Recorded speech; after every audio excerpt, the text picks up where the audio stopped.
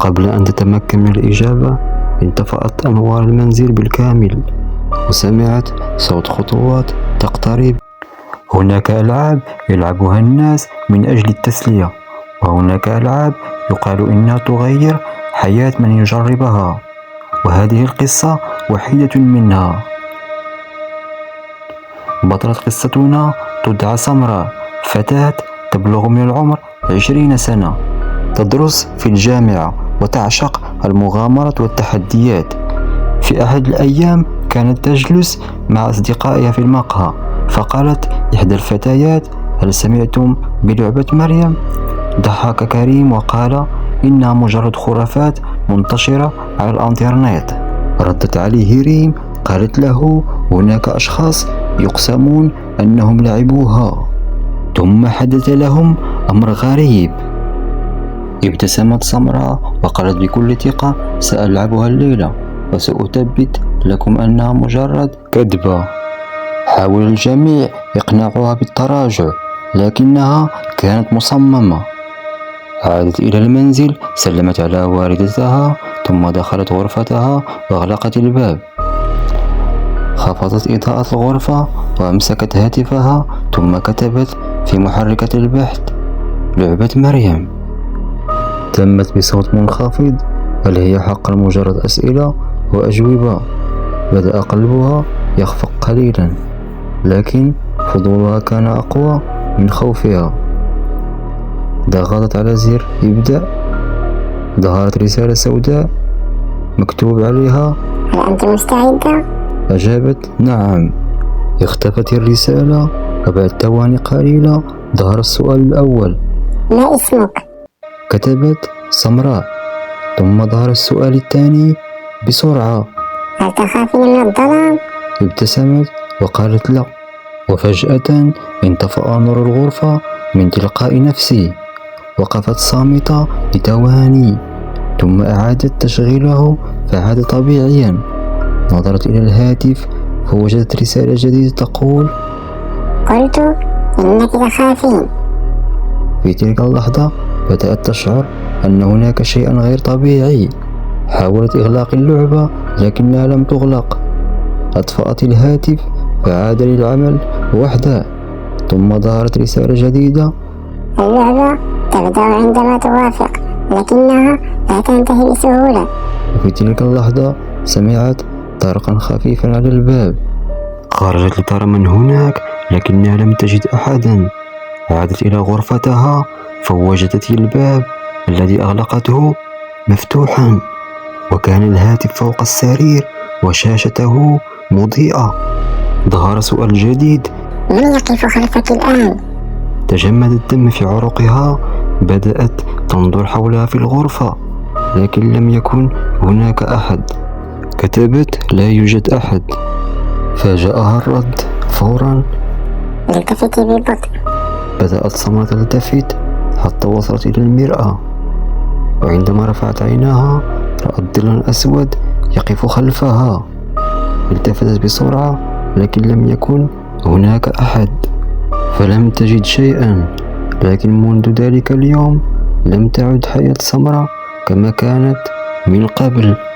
استيقظت سمرة في الصباح اليوم التالي وهي تحاول إقناع نفسها بأن ما حدث الليلة كان مجرد أوهام. أمسكت هاتفها، لكنها صدمت. كانت لعبة مريم لا تزال موجودة، رغم أنها متأكدة أنها حذفتها. فتحتها بحذر فظهرت رسالة جديدة: ظننت أن الأمر انتهى. شعرت بالخوف وغلقت الهاتف فورا. ذهبت إلى الجامعة وحاولت أن تنسى ما حدث، لكن أثناء المحاضرة اهتز هاتفها. وصلها إشعار من اللعبة: لا تنظري خلفك. توقفت عن الحركة، وبدأ قلبها ينبض بسرعة. رغم خوفها التفتت ببطء، لكنها لم ترى أحدا. عادت لتنظر إلى هاتفها فوجدت رسالة أخرى: هذه المرة نجوتي. بدأ العرق يتصبب في جبينها. بعد انتهاء المحاضرة أسرعت إلى المنزل. دخلت الغرفة حتى انطفأت شاشة الهاتف. من تلقاء نفسها، ثم عادت لتضيء. ظهرت صورة جديدة كأن الصورة لغرفتها، لكن الغريب أنها لم تكن وحدها في الصورة. كان هناك ظل أسود يقف في زاوية الغرفة يراقبها. التفتت بسرعة إلى الزاوية، لكنها كانت فارغة.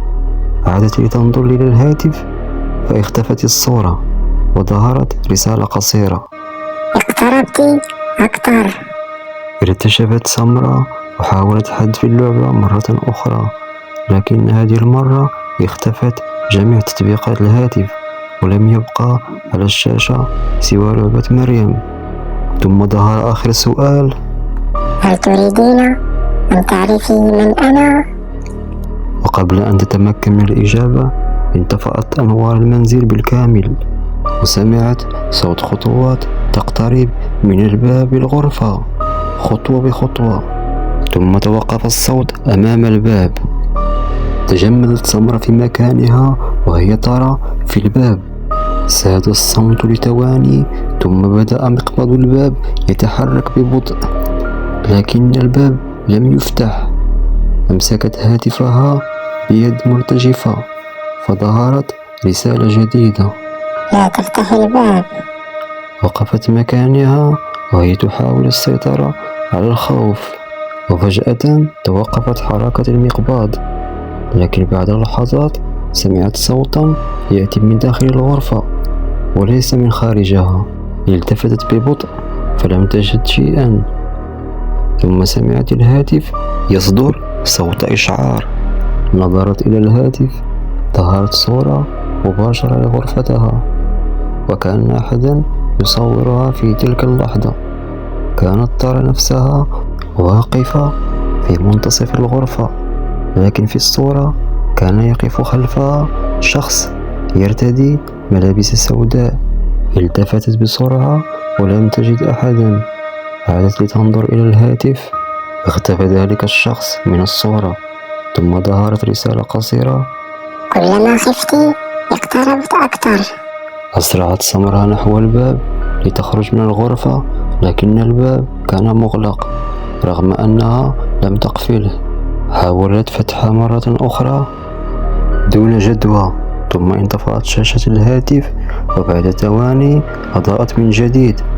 ظهرت عبارة أخرى: انتهت اللعبة، لكن القصة لم تنتهي بعد. وفي تلك اللحظة انفتح الباب وحده ببطء. خرجت سمرة بسرعة، وعندما التفتت إليها للمرة الأخيرة رأت هاتفا فوق السرير، وقد أضاءت شاشته من تلقاء نفسها، وظهرت عليها رسالة جديدة: نراك قريبا.